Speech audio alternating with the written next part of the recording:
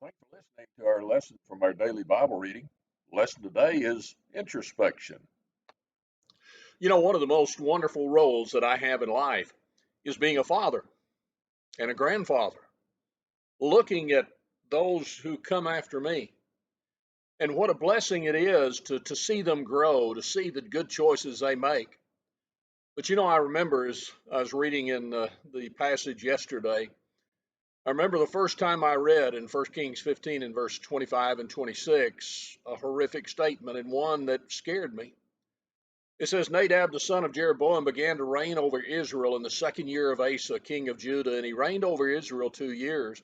And he did that which was evil in the sight of Jehovah. And you think, why did he do that?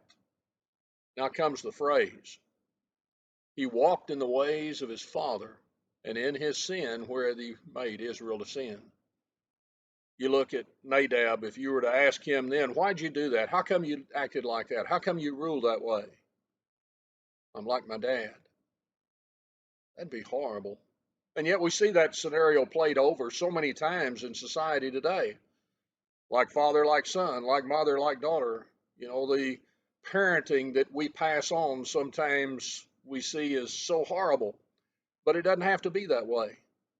You know, God told us in Proverbs 1 and verse 8, My son, hear the instruction of thy father, forsake not the law of thy mother. They shall be an ornament of grace unto thy head, chains about thy neck. In other words, I can make the choice to teach as I should, and be a blessing to all who follow me. You know, whenever I think of those things, I think of a poem that I read many years ago, and it's one of my favorites.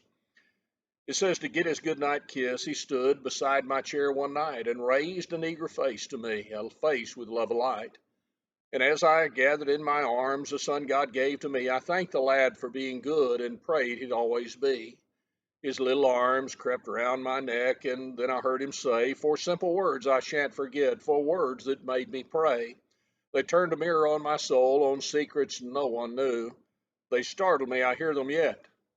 He said, I'll be like you. Introspection. That's the name of the poem. Look to 1 Kings 15. Look to Proverbs 1.